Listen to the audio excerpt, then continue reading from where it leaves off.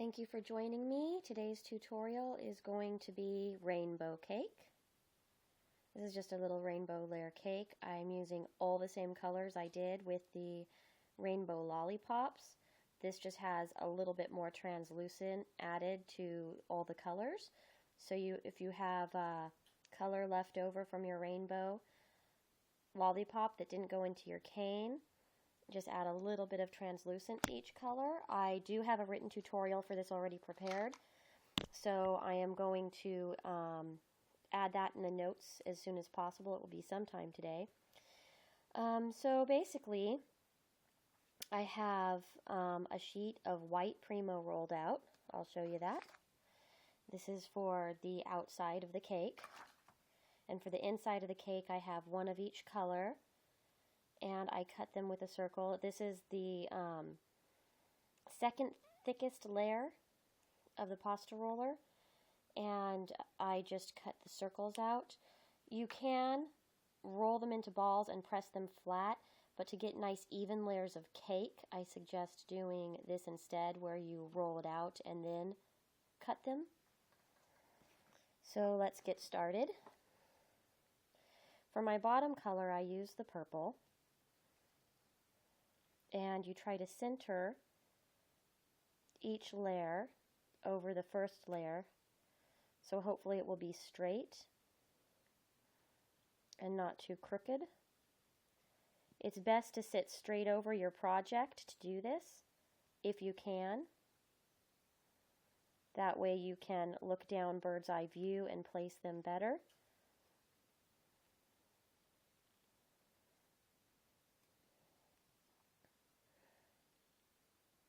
So we just do the color succession.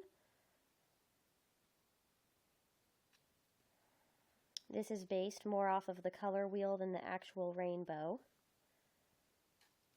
I just leave out two colors.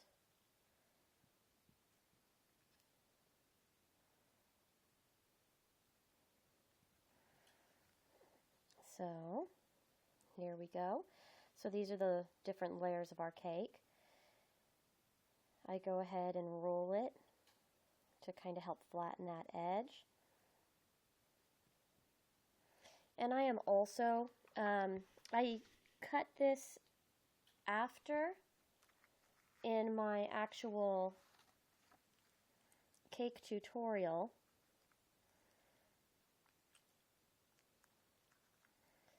But you can do it just as easily beforehand. I'll go ahead and put a white on the bottom, and I'll put a white on the top. And what I'm going to do is, here you see a sheet of paper with my white clay that's been rolled out on it. I'm going to remove a top layer. I have multiple layers of paper.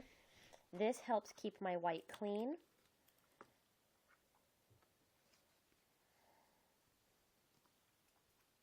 And the other thing that helps keep white clean also is using scrap white clay to knead in your hands. I'm going to do that for just 1 second here.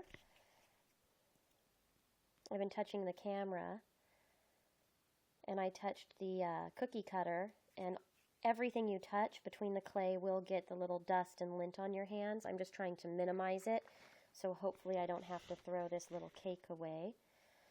Okay, so what I'm going to do now is lay it on its side on the sheet of clay that I have out.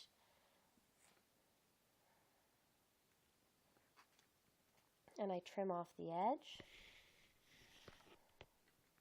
I also trim one edge flat.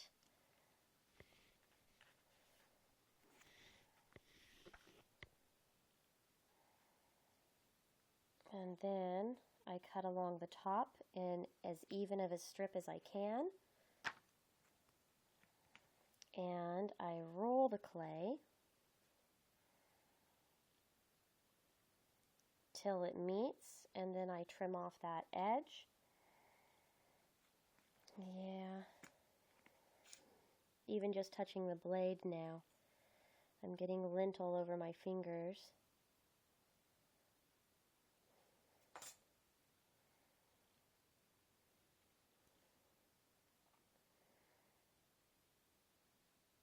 So I'm just pressing down on that edge there. First, I like to make sure all the edges meet. So the edges meet along the tops and the sides. I don't want any colorful clay showing through. I want to make sure that it's white all around the sides. And then smooth with your index finger until you get it nice and flat, and get rid of those seams. The cake will distort a little bit, that's okay. Try to keep it in that cylinder as much as possible. But it's just kind of the nature of the beast. We reshape the cake after we've smoothed the sides and the seams.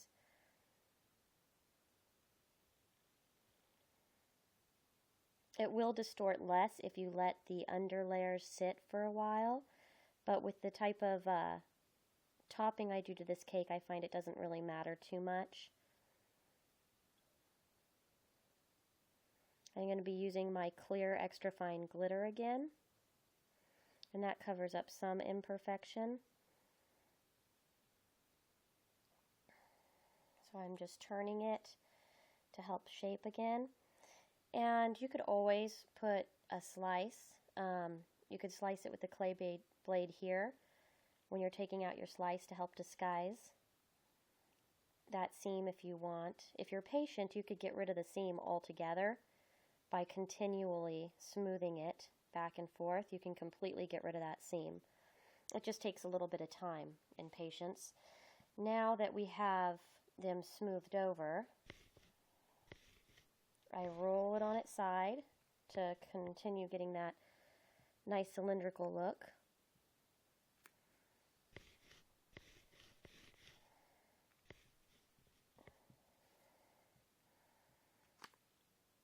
So we have our cake. Now what I'm going to do with the cake is take my fingers and put it in TLS, rub my fingers until it's more sticky and not globby, and I get it all over the outside of my cake. This does a couple things. When I am doing this with the TLS, I am covering it in my glitter.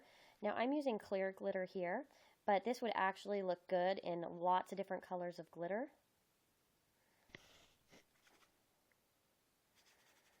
I toss it.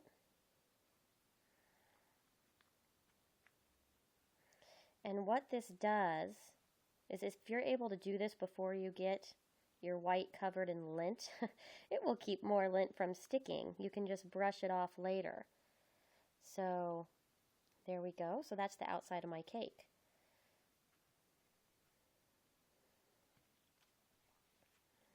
And then I cover my glitter. Let me wipe my fingers off real quick to get the extra TLS off. I often use baby wipes to wipe off my hands. My favorite is Kirkland, the unscented. You can use whatever kind you want. Okay, so here we go. Unless you were paying attention when you were rolling to what side is up or down on the cake, what colors are inside, you won't know which direction you're cutting. Here I have a little tiny piece of lint. It's easier to pluck them out with a safety pin after you've glittered it. So you see I was able to do that. And then you could always run your cake back through the glitter to replace that little speck that came out.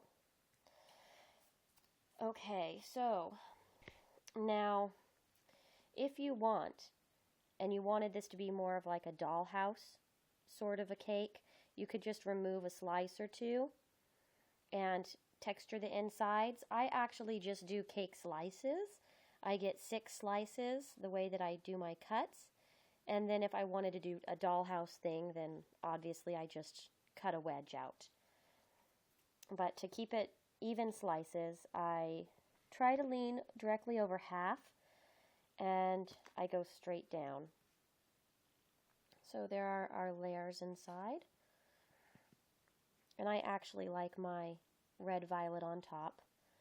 That's completely up to you and is your choice. Then from here, it's a little bit easier to get even slices because you place it in the middle and do a slice down, and then another slice. Okay. So here we go. Now, there's two keys to getting the nice, fluffy, realistic cake texture. One is the ratio to translucent.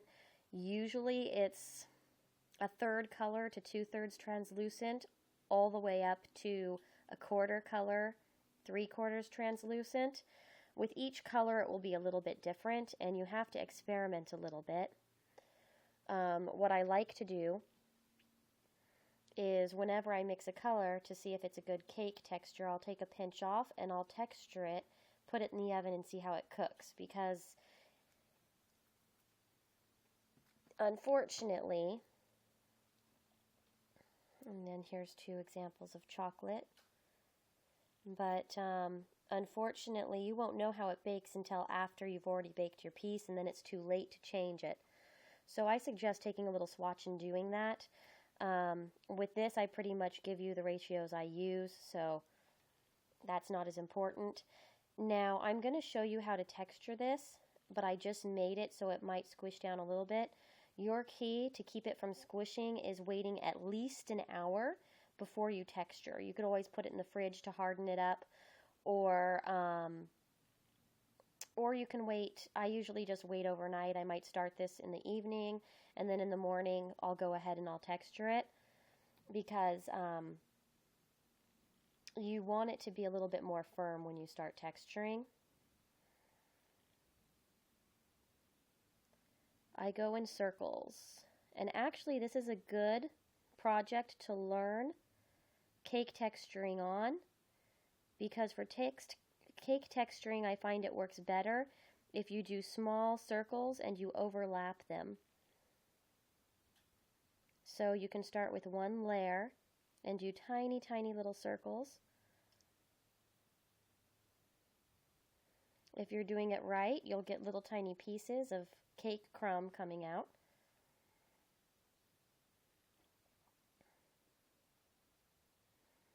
But this is the texture.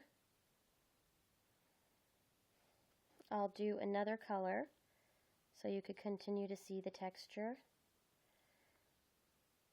If some of them come off, you can just pull it off there. If some of the little crumbs come off and stick, you can pull it off with your safety pin and remove it. But it's just going little tiny circles, overlapping each other. It takes a little bit of patience, but I find since this is different colors, it gives you, and if you do it layer by layer, you will learn the technique easier because the layers are so narrow and thin.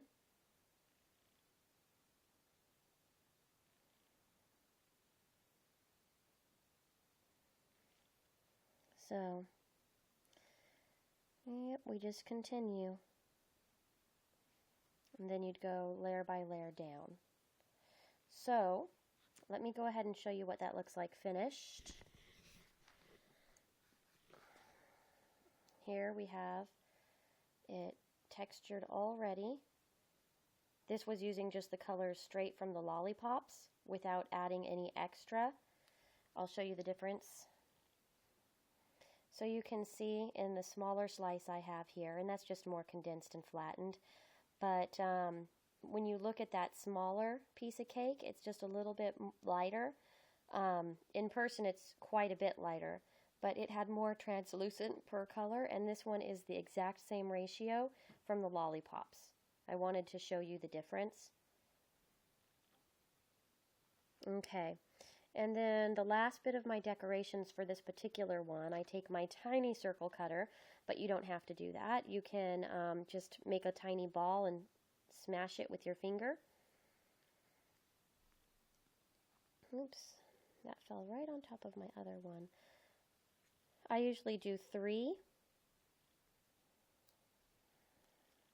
per cake slice. I just found that I like that. I'll pick up this one. I'll put a little bit of TLS on it, and I will stick it to the top where I want it to decorate my cake, and I'll put TLS on top of it too. I will take my yellow orange, put it on the back, and then I take an aqua and put it on the back. I have TLS stuck on that finger, so it's not wanting to come off. And there we go. Oops, sorry. I got out of frame there because I was looking.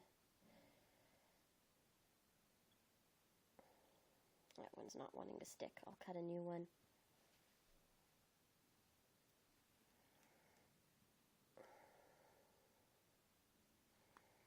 There should be some TLS on here for me trying to stick it before. There we go. So there we have our little dots. I put a little bit of TLS on each dot, and then I roll that in the glitter.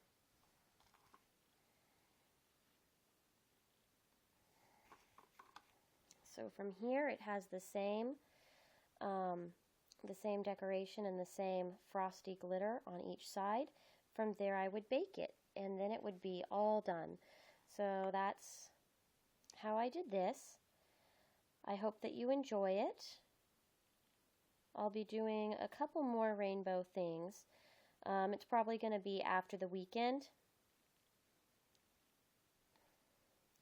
But yeah, you can use any size round cookie cutters depending on the size cake you want. This is the 1 inch that I've been using because I like to make the cake into slices, but you can always feel welcome to use a smaller one if you want just a whole cake that you want to decorate, or you wanted to do layered cakes. You could do like the 1 inch and then a 3/4 on top of that. It's just all about experimentation and finding what you like. I will be adding the written tutorial in the description here. It will be up by the end of the day. And I mean, there's all sorts of fun things you can do.